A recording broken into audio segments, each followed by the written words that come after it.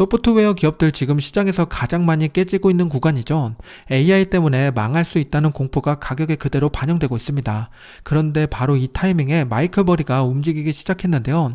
과열된 반도체 기업을 쇼배팅하면서 반대로 과도하게 눌린 소프트웨어 기업들을 담기 시작했습니다. 시장이 틀린 걸까요? 아니면 마이클 버리가 틀린 걸까요? 지금 이 시기는 지나고 보면 기회였다는 껄무새가 될 수도 있는 지점인데요.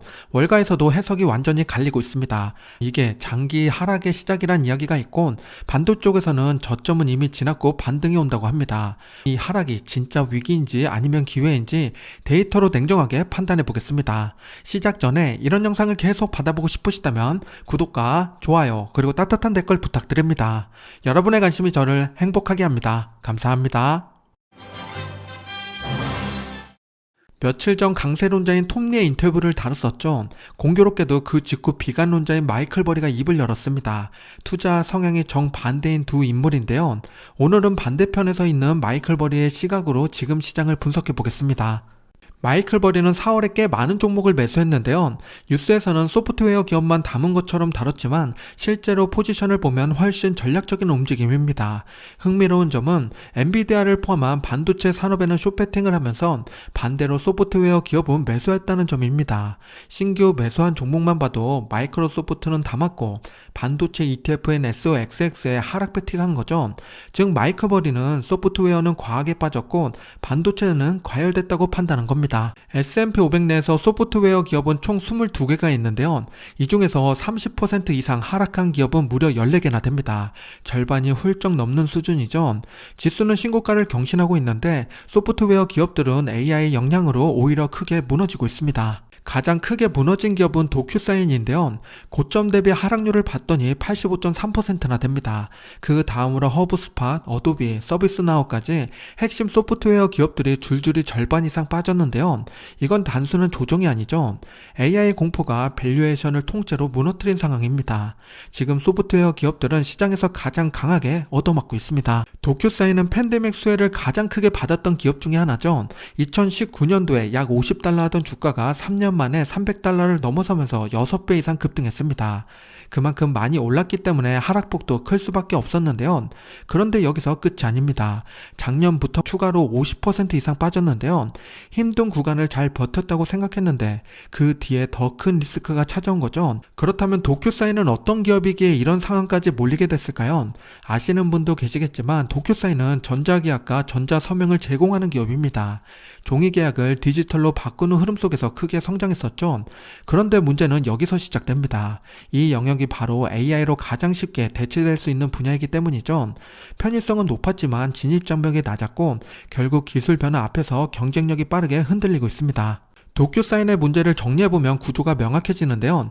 우선 전자서명에 집중된 단일 서비스입니다. 이 영역은 AI로 자동화가 가능해지면서 진입장벽이 빠르게 낮아졌죠. 여기에 대기업들이 협업 툴과 함께 묶어서 판매하는 번들 전략까지 들어오면서 가격 경쟁에서 밀리고 있습니다. 또 하나는 과금 구조에 있는데요. 건당 과금 모델이다 보니까 기업 입장에서는 비용 부담이 커질 수밖에 없겠죠. 최근에는 고용이 줄고 있어서 계약 자체가 감소하고 있는 상황입니다. 결국 기술, 가격, 수요까지 동시에 흔들리면서 지금 가장 어려운 구간을 지나가고 있습니다. 최근 클로드가 챗 GPT를 빠르게 추격하는 모습을 보이면서 AI 시대가 생각보다 훨씬 빠르게 다가오고 있다는 걸 체감하고 있었는데요. 그 이면에 있는 변화로 소프트웨어 기업에 드려진 짙은 그림자가 있었습니다. 우리도 모르게 외면하고 있었던 것 같죠? 사스포칼립스라는 말까지 나오면서 소프트웨어 기업들은 힘든 시간을 보내고 있는데요. 1년 정도 시간이 지나고 나니 이제 어떤 기업들이 무너지고 어떤 기업들이 살아남을지 윤곽이 점점 드러나고 있습니다. 앞으로 이 5가지 조건에 해당되는 기업은 생존 자체가 쉽지 않을 가능성이 높은데요. 반대로 이 조건을 피하거나 문제를 해결하는 기업은 강한 반등을 보여줄 수 있는 구간입니다. S&P 500에 포함된 22개의 소프트웨어 기업을 하나씩 분석해 봤습니다. 그랬더니 3가지로 분류가 됐는데요. 4개에서 5개 조건에 해당되는 기업은 직격탄을 맞은 구간이고 2개에서 3개는 부분적으로 리스크에 노출된 상태입니다. 반대로 1개 이하에 해당되는 기업은 상대적으로 방어력이 있다고 볼 수 있는데요. 결국 우리가 피해야 될 구간은 명확해졌죠. 직격탄을 맞은 기업들입니다. 지금 내가 투자하고 있는 기업이 어느 위치에 있는지 꼭 점검해 보시길 바랍니다. 작년 1월부터 현재까지의 주가 흐름을 보면 직격탄을 맞은 기업은 주가가 절반 이상 하락했고 부분적으로 위험에 노출된 기업들은 마이너스 20% 수준에 머물러 있습니다. 반대로 양호한 기업들은 오히려 플러스 20% 수익 구간으로 올라왔는데요. 같은 소프트웨어 기업인데도 결과는 완전히 다르게 나타나고 있습니다. 직격탄을 맞은 기업들이 많이 빠졌으니까 크게 반등하지 않을까 생각하실 수 있는데요. 그건 이번 리스크에서 구조적인 문제를 해결했을 때의 이야기입니다. 만약 해결하지 못한다면 주가는 오랫동안 낮은 구간에서 머물 가능성이 높습니다. 그렇다면 현재 문제점이 뭔지 알아야겠죠? AI로 빠르게 대체되고 있는 대표적인 소프트웨어 영역 3가지를 보겠습니다. 첫 번째는 전자계약인데요. 기존에는 사람이 PDF를 주고받으면서 서명했다면 이제는 AI가 자연어 한 줄로 계약을 생성하고 처리하는 단계까지 왔습니다. 두 번째는 사내 업무 자동화가 있는데요. 예전에는 헬프데스크에 요청했던 IT 지원이나 반복 업무들이 지금은 AI가 직접 해결하는 구조로 바뀌고 있습니다. 마지막 세 번째는 인사 재무 시스템이 있는데요. 급여 결제 데이터 관리까지 전반적인 프로세스가 AI 기반으로 빠르게 전환되고 있습니다. 기업 내부에서는 구조조정까지 이어지고 있는 상황입니다. 각기 다른 분야에서 AI 대체가 빠르게 진행되고 있는데요. 그 속을 들여다보면 하나의 흐름으로 연결됩니다. 사람들이 일하도록 돕던 툴 자체의 필요성이 줄어들고 있죠. 그 결과 자석당 과금이나 사용자 수 기반의 매출 구조가 흔들리고 있습니다. 결국 사용자가 감소하고 곧 매출도 감소하는 구조로 이어지고 있다는 거죠. 이게 지금 소프트웨어 기업들이 맡고 있는 핵심 리스크입니다. 지금의 문제를 풀기 위한 가장 좋은 방법 중에 하나는 과거의 유사한 사례를 찾아보는 거죠. 소프트웨어 기업들이 처한 상황은 이 시대가 바뀌는 변곡점에 가깝습니다. 과거에는 이런 변화가 어떻게 나타났고 그 결과 어떤 기업들이 살아남았는지 짚어보겠습니다. 첫 번째는 종이신문의 몰락입니다. 인터넷 뉴스가 등장하면서 정보 소비 방식이 완전히 바뀌었죠. 그 과정에서 수많은 일자리가 사라졌고 특히 종이신문 산업은 직격탄을 맞았습니다. 두 번째는 필름 카메라의 종말인데요. 디지털 카메라가 보급되면서 사진가는 급격히 줄어들었고 코닥 같은 기업들도 크게 흔들렸습니다. 마지막 세 번째는 음반 산업인데요. 스트리밍이 등장하면서 레코드판과 CD는 사실상 사라졌죠. 여기서 우리가 봐야 될 건 하나입니다. 사라진 업종은 그 이후에 어떻게 됐느냐죠. 이 답을 찾아야 지금 소프트웨어 기업들의 미래도 보이기 시작합니다. 산업이 붕괴된 이후에도 살아남은 기업들을 보면 대표적으로 후즈필름이랑 뉴욕타임즈가 있습니다. 두 기업은 모두 깊은 하락을 겪었지만 이후에 완전히 다른 방식으로 반등에 성공했는데요. 후즈필름은 헬스케어라는 전혀 다른 산업으로 확장하면서 새로운 성장 동력을 만들었고 뉴욕타임즈는 기존 산업에 남아있으면서 광고 중심에서 구독 모델로 수익 구조를 완전히 바꿨습니다. 방식은 다르지만 핵심은 같죠. 구조적인 변화를 받아들이고 매출 구조를 바꿨다는 점입니다. 두 사례가 앞으로 소프트웨어 기업들을 볼 때 반드시 체크해야 될 포인트입니다. 후즈필름과 뉴욕타임즈처럼 앞으로 살아남을 소프트웨어 기업은 어디가 될까요? AI 구독 모델, 데이터 플랫폼 경쟁까지 환경이 빠르게 바뀌고 있고 과거에서 성공했던 방식이 더 이상 통하지 않는 시대가 되고 있습니다. 제가 지켜보고 있는 기업들을 말씀드려 볼 테니까요. 영상 보시고 구독자분들의 생각도 댓글로 남겨주시면 감사하겠습니다. 마이크로소프트의 주봉 차트를 보면 6개월간 이어진 하락 흐름을 깨고 반등이 나왔죠. 소프트웨어 기업들 대부분 이 바닥에서 기술적 반등을 보이고 있습니다. AI로 대체되지 않는 구조를 갖는 기업들이 앞으로 더 강한 반등을 보여줄 가능성이 높은데요. 그 중에 대표적인 기업이 마소가 되지 않을까 싶습니다. 왜냐하면 마소의 가장 큰 강점은 산업 확장 능력이 있기 때문인데요. 윈도우를 시작으로 오피스 클라우드 그리고 지금의 AI 인프라까지 시대가 바뀔 때마다 핵심 위치로 자연스럽게 이동해왔죠. 지금도 오픈 AI에 투자하고 코파일럿을 빠르게 확장하고 있습니다. 클라우드와 결합해서 수익 모델까지 만들어내고 있는데요. 여기에 그치지 않고 양자 컴퓨팅까지 준비하면서 다음 사이클까지 동시에 대비하고 있습니다. 마소는 변화를 흡수하면서 다시 성장으로 연결하는 구조를 가진 기업인데요. 산업 확장으로 보면 후지필름보다 선배격입니다. 마소의 수익 모델 변화를 보면 초기에는 OEM 라이선스로 시작해 지금은 AI 매출까지 확장했습니다. 핵심은 코어 매출이 시대에 맞게 계속 바뀌고 있다는 점이죠. 겉으로 보면 규모가 커서 전환이 느린 것처럼 보이지만 실제로는 매 사이클마다 자연스럽게 수익 구조를 이동시켜 왔습니다. 마소는 기술 변화에 맞춰서 매출의 중심을 바꿀 수 있는 기업입니다. 그래서일까요? 2000년부터 현재까지 시가총액 상위 기업을 보면 6위로 시작해서 마이크로소프트는 늘 3위권 안에 있었습니다. 있습니다. 그런데 작년부터 구글한테 밀려서 4위까지 내려온 상태죠. 사스포칼립스에 대한 공포가 시가총액 순위까지 흔들고 있습니다. 그렇다면 지금 마소가 마주한 가장 큰 리스크는 무엇일까요? 클라우드 산업을 보면 마소의 점유율은 24%로 여전히 안정적인 위치를 유지하고 있죠. 그런데 AI 챗봇 영역으로 넘어와서 보면 이야기가 달라집니다. 시장 점유율이 1% 수준에 불과하고 기업용 LLM 시장을 보더라도 엔트로픽이 약 40%로 1위를 차지하고 있는 반면에 코파일럿은 존재감이 없습니다. 결국 클라우드를 제외한 AI 경쟁에선 마소의 위치가 예상보다 약한 상황입니다. 마소는 스스로를 객관적으로 보는 능력이 뛰어난 기업이죠. 그래서 AI 투자도 매우 공격적으로 진행해 왔는데요. 오픈 AI 지분을 상당 부분 보유하고 있고 지금도 투자를 추가로 진행하고 있습니다. 최근 흐름을 보면 흥미로운 변화가 나타나고 있는데요.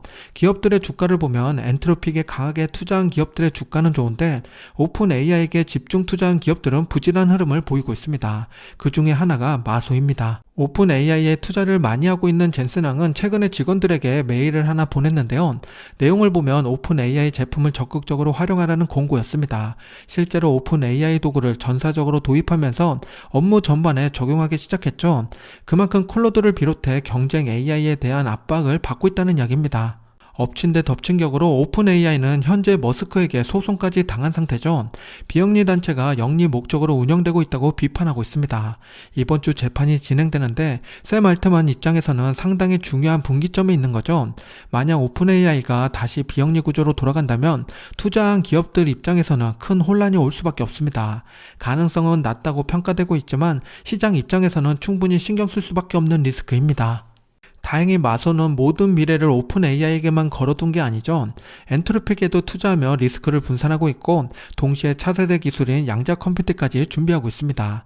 양자 컴퓨팅은 아직 시간이 필요한 영역이라고 보고 있지만 이런 선제적인 투자가 결국 다음 성장 사이클에서 마소가 다시 점프업을 할 수 있는 발판이 될 가능성이 높습니다. 그렇다면 추가로 생존 가능성이 높은 소프트웨어 기업은 어디일까요? 산업 확장과 수익 모델 전환 이 두 가지 기준으로 보면 몇 가지 후보 기업들이 보이기 시작합니다. 현재 시장은 수익 모델 전환보다 영역 확장을 하는 기업에 더 높은 점수를 주고 있죠. 수익 모델 전환은 아직 뚜렷한 돌파구가 보이지 않는 상황입니다. 단순한 과금 방식 변경과 프리미엄 전략 외에도 더 확실한 변화가 있어야 될 것 같은데요. 지금 더 신중하게 선별하고 투자해야 됩니다. 피터 틸은 이런 분야의 선구자라고 할 수 있는데요. 그에 져서 제로투원을 보면 경쟁하지 말고 독점하라고 강조합니다. 이 관점에서 보면 지금 시장도 명확해지죠. 결국 소프트웨어 기업 중에서 독점력을 확보한 기업만 살아남을 가능성이 높습니다. 지금은 구조와 지배력이 중요한 구간입니다. 대표적인 회사가 바로 팔란티어죠. 데이터를 단순히 분석하는 것을 넘어서 기업의 의사결정 구조 자체를 장악하는 플랫폼 기업입니다. 클로드 같은 AI로 대체될 수 있다고 이야기가 나오고 있지만 팔란티어는 단순한 도구가 아니라 데이터 보안, 워크플로우가 묶인 시스템 기업입니다. 한번 들어가면 빠져나오기 어려운 구조라서 높은 전환 비용과 락인 효과가 만들어지는데요. 경쟁을 벗어나 구조를 지배하는 기업, 팔란티어가 지금 시장에서 주목받는 이유입니다. 소프트웨어 기업들이 작년부터 조정을 받았듯이 팔란티어도 같은 산업군이어서 함께 하락했는데요. 올해 2월에 저점을 찍은 이후 바닥을 다지는 흐름을 이어가고 있습니다. 4월에 쌍바닥 패턴까지 형성이 됐죠. 기술적으로 반등의 신호가 나오고 있는 구간인데요. 이 흐름이 이어질 수 있을지는 5월 4일 실적 발표를 꼭 확인해야겠습니다. 소프트웨어 기업들의 믿음이 있는 분들은 개별 기업보다 ETF로 접근하는 것도 방법인데요. 대표적인 ETF 3개를 보면 우량한 기업을 품은 IGV, 클라우드 기반의 성장은 SKYY, 공격적인 투자를 원한다면 WCLD가 있습니다.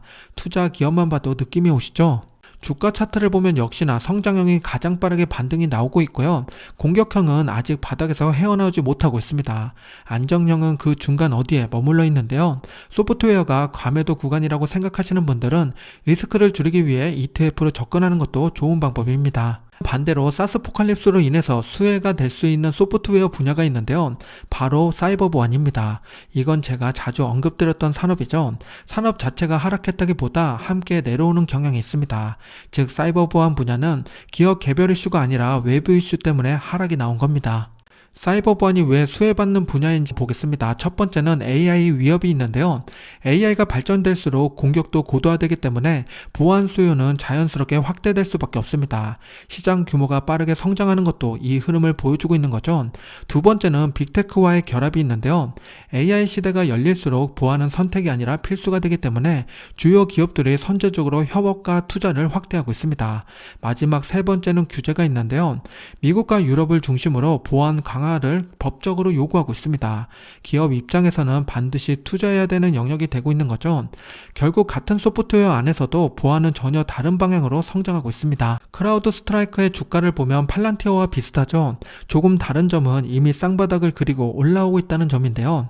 시장보다 한 발 빠르게 움직이는 모습입니다. 사이버 보안 또한 개별 기업이 부담스럽다면 ETF로 투자할 수 있는데요. 주간 브리핑에서도 자주 언급드렸던 CIBR입니다. 팔로알토, 클라우드 스트라이커, 시스코 시스템, 포티넷 등 포함되어 있습니다. 지금까지 소프트웨어 기업들의 현재 위치를 짚어봤습니다. 이제 남은 질문은 하나죠. 누가 살아남을 것인가인데요. 뉴욕타임즈는 수익 구조를 전환했고 후지필름은 산업 자체를 바꾸면서 다시 성장했습니다. 결국 변화를 버티는 기업은 사라지고 흡수하는 기업이 더 크게 올라갈 건데요. 지금의 공포가 지나고 보면 기회일 수 있습니다. 마지막으로 찰리 먼거의 명언을 공유드리면서 마무리 짓겠습니다. 세상은 항상 변한다. 하지만 인간의 어리석음은 변하지 않는다입니다. 변하는 세상을 인정하고 지금의 상황을 지혜롭게 헤쳐나가야겠습니다. 잠깐 이벤트 보고 올게요. 요즘 AI 인프라에 관심 많으시죠? 반도체부터 전력까지 투자하는 분들 많으실 텐데요. 반도체 전력, 다음은 광통신이라는 말 들어보셨나요? AI 인프라의 흐름이 이제 데이터 전송 속도 경쟁으로 넘어가고 있습니다. 서버 1만 대를 한 몸처럼 연결하는 광속 네트워크가 그 중심이죠. 마침 삼성 자산운용 코덱스에서 이 흐름을 담은 신규 ETF 이벤트를 진행해서 소개해드립니다. 이벤트 대상 ETF를 10주 이상 매수하고 인증하면 되는데요. 정말 간단하죠? 추첨을 통해 300명에게 스타벅스 모바일 금액권 1만원을 드린다고 하니 가볍게 참여해보시면 좋을 것 같습니다. 이벤트 기간은 3월 31일부터 4월 30일까지입니다.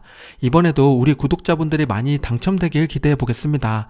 자세한 내용은 아래 고정 댓글을 확인하시기 바랍니다. 지금까지 숲이었습니다. 오늘 영상이 마음에 드셨다면 구독과 좋아요 부탁드립니다. 오늘도 성공 투자하세요.